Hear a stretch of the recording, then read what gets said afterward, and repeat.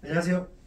2024년도 경찰 2차 형사법 6번 문제 여러분과 함께 풀어보려고 합니다. 자, 6번 문제. 오늘은 법률의 착오에 대한 문제입니다. 법률의 착오에 대한 문제고, 이 법률의 착오는 책임 파트의 핵심적인 부분이죠. 책임 파트에서는 이 법률의 착오, 이 금지 착오라고도 우리가 흔히 명명하는데요. 굉장히 시험에 많이 출제가 되고 있고, 이 법률의 착오의 일종이라고 할 수 있는 위법성 조각 사유의 전제 사실에 관한 착오가 아마 이 형사법, 그 중에서도 형법, 그 중에서도 책임 파트, 그 중에서도 위전착, 아마 가장 사례 문제가 많이 나오는 그런 파트일 거고, 어떻게 보면 또 가장 난해한 그런 부분이기도 하고, 또 학설 대립이 가장 지금까지 시험에 가장 많이 출제된 부분이기도 합니다. 이 법률의 착오 부분은 그 위전착이랑은 조금 내용이 달라요. 그래서 법률의 착오의 유형에 대해서 지금 묻고 있고, 그 다음에 또 법률의 착오에 정당한 이유가 있느냐, 정당한 이유가 있을 경우에 책임이 조각된다, 어떤 이런 법적 효과를 묻고 있습니다. 그래서 요거는 사례하고 판례가 좀 섞여 있고 이런 문제도 좀 들어가 있습니다, 여러분. 그래서 좀 6번 문제는 조금은 좀 어렵지 않았을까 하는 생각이 드네요. 그래서 우리가 한번 문제를 풀어보면, 자, 형법 16조 법률의 착오에 대한 설명으로 가장 적절한 것 이렇게 묻고 있네요. 적절입니다, 여러분들. 적절하다 이렇게 묻고 있네요. 그래서 자기의 행위가 법령에 의해 죄가 되지 않은 것으로, 아니하는 것으로 오인한 행위는 그 오인에 정당한 이유가 있는데 하나의 형을 감경 또는 면제할 수 있다라고 되어 있는데, 이거 뭐죠? 이거 조문 문제네요, 조문 문제. 네, 조문 문제가 되고, 형을 감경 또는 면제할 수 있다가 맞는 얘기인가요? 아니죠. 잘못됐죠. 정당한 이유가 있을 때 아까 제가 뭐라고 말씀드렸죠? 서두에 책임을 조각한다죠. 따라서 책임 조각입니다. 책임 조각. 네, 책임 조각이 되는 것이고요. 이건 뭐죠? 우리의 조문, 우리의 형법 조문은 뭐라고 되어 있어요? 벌하지 않는다. 벌하지 않는다. 이렇게 되어 있어요. 감경 면제할 수 있다? 아니라는 거죠. 그래서 이거 1번 잘 기억해 두시고, 그다음 2번입니다. 사인 갑이 현행범 체포하면서 자신의 집 창고에 24시간 이상을 감금하여도 형사법상 허용된다. 이렇게 생각한 거죠.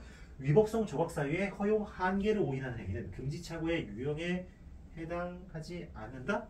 해당한답니다. 이거는 해당한다죠. 이거 뭐죠? 위법성 조의 허용 한계의 착오 라고 우리 강학상 명명하고 있어요. 우리 강학상 이렇게 명명하고 있고요. 그 다음에 뭐가 잘못된 거예요? 사인이 어떻게 현행범을 체포하면서 24시간 이상 감금, 이건 안 된다는 거죠. 사인이 현행범을 체포할 수는 있어요. 사인이 현행범 체포하는 건 가능한데 24시간 이상 감금할 수 있다는 아니에요. 따라서 이 한계를 착오한 거죠. 한계를. 따라서 위법성 조각 사유의 허용 한계의 착오가 된다. 그리고는 법률의 착오의 한 유형이다. 이게 우리 형법 교과서에 보면 다 나와 있습니다. 그래서 이거 어떻게 됐죠? 네, 틀린 거죠. 네. 그 다음 3번. 오인의 정당한 이유가 있는지 여부. 자, 정당한 이유가 굉장히 중요해요. 이 금지 착오에서는 정당한 이유가 되게 중요한데, 이거를 판단하는 과정에서 위법성 인식에 필요한 노력의 정도는 행위 당시의 구체적 상황에 행위자 대신에 법률가나 관련 분야의 전문가가 아닌 사회 평균인을 두고, 자, 이 행위 당시 과연 정당한 이유가 있었는지, 이거에 대해서는 행위 당시에 이 행위자가 아니라 사회적 평균인을 두고 이렇게 판단해야 된다는 거예요.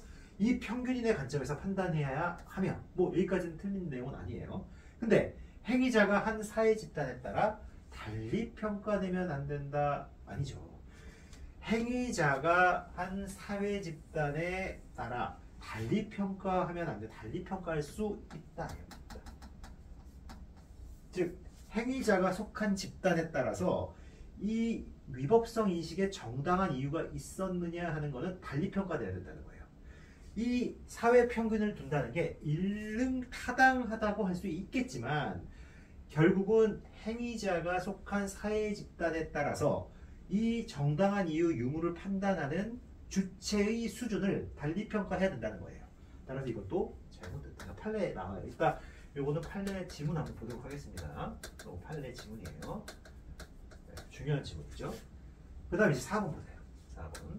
갑이 니코틴 용액 제조의 경우에 도 담배 제조 허가를 받아야 하는지를 담배 담당 주무부서에 문의하여 답변을 받아 허가사항이다. 자, 니코틴 용액 제조의 경우 이거는 허가사항이다라는 거를 누구를 통해서? 주무부서를 통해서 충분히 인식했다는 거예요. 근데 자신이 제조한 것과 같은 니코틴 용액을 제조한 A 주식회사의 무허가 담배 제조로 인한 담배사업법 위반죄에 관하여 검사의 불기소 결정, 유사사안에 대해서 검사의 불기소 결정이 있었다는 거예요. 따라서 담배사업법 개정 이전에, 근데 문제는 이건 담배사업법도 개정 이전에 있었어요. 따라서 담배사업법이 금지하는 무허가 담배 제조 행위의 위법성을 인식하지 못한데 정당한 사유가 있다고 보기 어렵다는 거죠. 맞습니다. 주무부서에서 일단은 허가사항이다라는 거를 인식하게 됐고 이 답변을 통해서, 근데 유사사안에서 검사의 불기소 결정, 불기소 결정은 사실은 법 위반 여부가 핵심적인 인자일 수 있어요. 하지만 다른 이유에서도 법을 위반했지만 뭐 여러 가지 정상을 참작해서 기소 유예할 수도 있는 거거든요. 따라서 이 검사의 불기소 결정은 이 사안이 법을 위반했는지 위반하지 않았는지를 가늠하는 무조건적인 어떤 결정 인자가 아닌 거예요. 따라서 검사의 불기소 결정이 담배사업법 개정 이전에 있었다고 하더라도, 게다가 또 담배사업법이 개정이 됐는데 그 이전이야. 따라서 이런 것들, 이런 어떤 정황들이 어떤 정당한 사유가 있었다를 판단하는데 기준이 될 수 없다는 거예요. 오히려 주무부서에 문의했을 때는 허가사항이라는 걸 인식했잖아요. 따라서 정당한 사유는 없다라고 보는 것이 맞다는 거죠. 따라서 여기는 어렵다. 이렇게 맞는 얘기예요. 그래서 답은 4번이 된다. 이건 뭐죠? 최신 판례. 네, 최신 판례. 이거 공부 열심히 해야 되겠죠. 여러분들 암기를 잘 해두셔야 된다는 얘기예요. 이렇게 해가지고 풀어봤고 답은 4번입니다. 그래서 여기서 3번 부분 관련해서 좀 보시면 여기 보면 자, 정당한 이유가 있는지 여부는 이거 한번 제가 메모를 좀 해볼게요. 중요한 부분이기 때문에 자꾸 시험에 나와요. 정당한 이유가 있는지 여부. 자, 이 여부는 행위자에게 자기 행위의 위법의 가능성에 대해 심사숙고하거나 조회할 수 있는 계기가 있어 자신의 지적 능력을 다하여 이를 회피하기 위한 진지한 노력을 다하였더라면 스스로의 행위에 대하여 위법성을 인식할 수 있는 가능성이 있었음에도 이를 다하지 못한 결과 자기 행위의 위법성을 인식하지 못한 것인지 여부에 따라 판단해야 돼.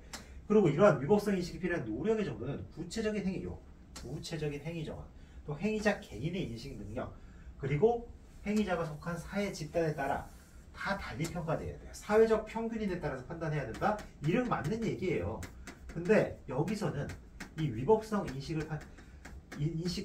위법성 인식을 판단하는 데 있어서는 사회적 평균인이 기준이 될 수 없다라는 거예요.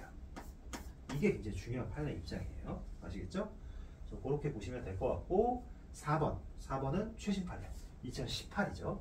따라서 이걸 뭐다? 기대 가능성이 없는 행위를 처벌하는 것이어서 위법하다고 보기 어렵다는 거죠. 그죠? 그래서 이거는 암기, 사실관계를 암기해 두시면 될 것 같습니다. 그래서 법률의 착오에 관한 문제는 조문 문제, 그 다음에 사례 문제, 이론 문제, 판례 문제가 모두 다 이렇게 섞여서 출제가 됐고 결국은 4번을 찍는 문제였지만 대단히 좀 까다로울 수 있는 문제였다. 이렇게 이해하시면 될 것 같습니다. 네, 오늘 여기까지 하겠습니다. 감사합니다.